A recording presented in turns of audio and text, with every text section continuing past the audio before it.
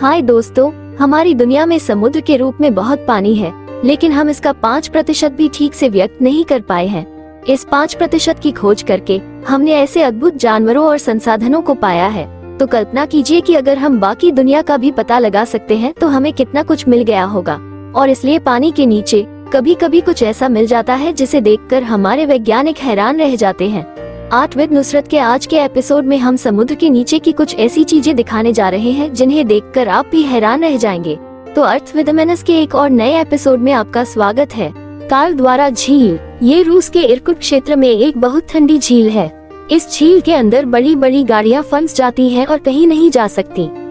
सर्दियों में यहाँ की सड़कें साफ नहीं होती हैं कि सड़क कहाँ है और झील कहाँ है, इसलिए वाहन चालक कभी कभी झील में उतर जाते हैं और उनकी कारें यहाँ फंस जाती हैं, लेकिन बर्फ के कारण कारें नहीं डूबती हैं। ज्ञात हो कि इस झील में आसमान से उल्का गिरा है। ऐसा माना जाता है कि इस झील में कुछ चुंबकीय शक्ति है। यह कोई साधारण झील नहीं है, यह एक बहुत पुरानी और गहरी झील है। इसमें दुनिया के ताजे पानी का 22% हिस्सा है। ये 5000 फीट गहरा है। अब तक 92 कारें, 18 नौकाएं, 55 स्नोमोबाइल, 2 मोटरसाइकिल, ट्रैक्टर, हेलीकॉप्टर और एक विमान भी झील में प्रवेश कर चुके हैं। ये केवल पिछले 15 वर्षों में है। स्थानीय लोग इसे पानी के नीचे कब्रिस्तान कहते हैं और इसके नीचे डूबे हुए वाहनों को उठाना बहुत महत्वपूर्ण है, अन्यथा इसमें ईंधन के कारण पानी दूषित हो जाएगा। लेकिन वे अभी भी यहाँ क्यों फंसे हुए हैं, इसका रहस्य कोई नहीं जानता। गोताखोर पानी के नीचे जाते हैं लेकिन नए संसाधनों या नई मछलियों की तलाश में जाते हैं। गोताखोरों को कोई नई मछली नहीं मिली है, लेकिन उन्हें गैंडे की एक पुरानी प्रजाति मिली है। 10 फुट लंबा गैंडा, जो देखने में भी काफी डरावना है। और यह उस राइनो का पूर्वज था जो अब राइनोसोर है। ये गैंडा समुद्र में कैसे आया?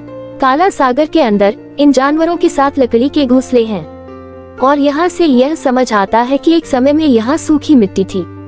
हालांकि कुछ लोगों का मानना है कि हजारों साल पहले यहाँ एक भयानक आपदा आई थी और यह इस आपदा के परिणाम स्वरूप हो सकता है। समुद्री संसाधन। स्पेनिश जल को संसाधन मिलने से पहले नोस्टर सिनोर सबसे मूल्यवान संपत्तियों में से एक था।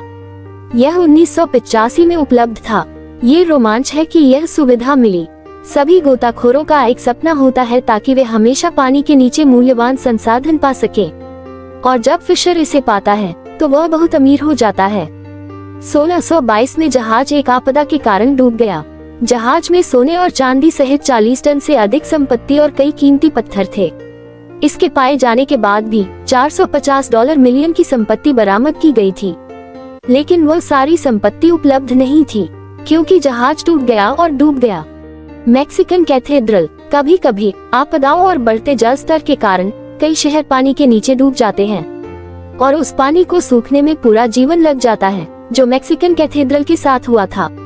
ये 50 साल पहले गायब हो गया था। 500 साल पुराने कैथेड्रल का निर्माण 1600 के दशक में स्पेनिश द्वारा किया गया था। इसे सेंट्रियागो का मंदिर कहा जाता था। 48 फुट का कैथेड्रल डूब गया जब 1960 में इसके बगल में एक पार्सल बनाया गया था और पानी सूखने के बाद इस कैथेड्रल को फिर से देखा गया। आज पर्यटक इसे देखने आते हैं और एक स्थानीय नाव के साथ उन्हें इस कैथेड्रल के बहुत करीब ले जाया गया। कुछ जहाज पानी में पूरी तरह से नहीं डूबते हैं, लेकिन उन्हें सतह से भी देखा जा सकता है। स्विबिस्टिक के साथ यही हुआ। ये कनाडा के ओंटारियो में कोयला ले जा रहा था। यह 1885 में डूब गया, फिर किसी तरह उसे बचाया गया और किनारे लाया गया।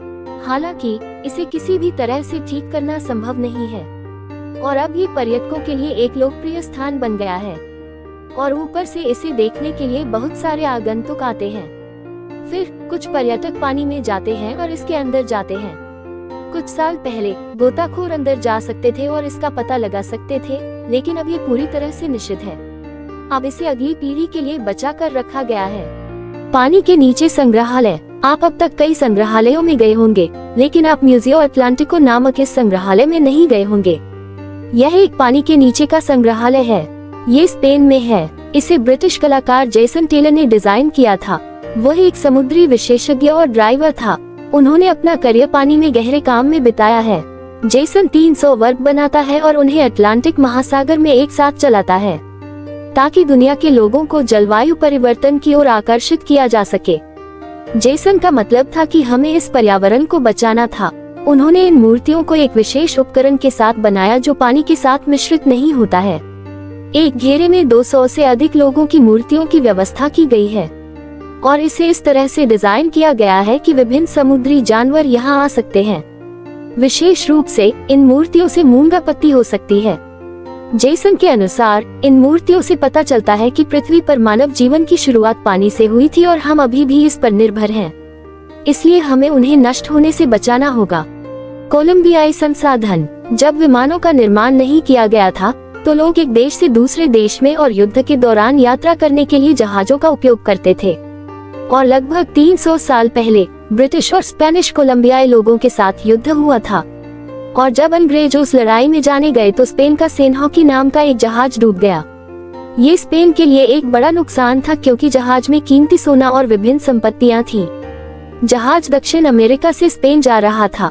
आज की कीमत के हिसाब से इस जहाज में मौजूद हर चीज की कीमत 17 अरब अमेरिकी डॉलर थी। कोलंबिया को 2015 में जहाज का मलबा मिला था। विशेषज्ञों के मुताबिक समुद्र के अंदर मिली यह अब तक की सबसे महंगी खोज है। लेकिन सवाल यह है कि इस संपत्ति का मालिक कौन होगा। यह जहाज स्पेनिश भाषा का है। क्या उन्हें दिया जाना चाहिए? लेकिन कोलंबियाई लोगों ने इस जहाज को कोलंबिया के सागर में पाया, इसलिए यह जहाज कोलंबियाई लोगों के लिए उपलब्ध होना चाहिए। यह विवाद अभी तक हल नहीं हुआ है।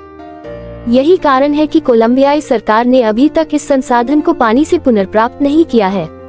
किसी को भी कभी भी यह जानने की अनुमति नहीं है कि यह अब कहाँ है। हो सकता है कि इसे कोलंबियाई सरकार ने गुप्त रूप से बरामद कर लिया हो, लेकिन अभी तक कोई भी रहस्य नहीं जानता है। शहर पानी में पाया जाता है। दुनिया का सबसे प्रसिद्ध और सबसे पुराना शहर ग्रीस के दक्षिण में पानी से 17 फीट नीचे पाया जा सकता है। ये लगभग 5000 साल पहले बनाया गया था, लेकिन हम अभी तक इसका नाम नहीं जानते हैं। पुरातत्ववेत्ता के मुताबिक पूर्व में ये काफी मजबूत शहर था, लेकिन भूकंप के कारण यह पानी में डूब गया और यह अब भी काफी खतरनाक है। इसे खूबसूरती से डिजाइन किया गया था। इसका लेआउट आज के बड़े शहरों से बेहतर है। इसमें साफ सड़कें, 2 मंजिला घर और यहाँ तक कि बगीचे भी थे। वहाँ पाइप सिस्टम के जरिए भी पानी की सप्लाई की जाती थी। मिट्टी के बर्तन सहित विभिन्न मूर्तियाँ यहाँ उपलब्ध हैं और इससे पता चलता है कि यह एक बार बहुत बड़ा शहर था। ये प्राचीन म्यांमार राष्ट्र का शहर है, लेकिन ये सिर्फ एक विचार है। एस बररंगहाउस 300 फुट लंबा एस्ट्रो हंगेरियन जहाज 1928 में बनाया गया था। प्रथम विश्व युद्ध शुरू होने के बाद 1940 में सेना द्वारा इसका इस्तेमाल किया गया था, लेकिन 13 अगस्त 1940 को जहाज डूब गया क्योंकि इसका कप्तान सो रहा था और प्रभारी एक पहला अधिकारी था।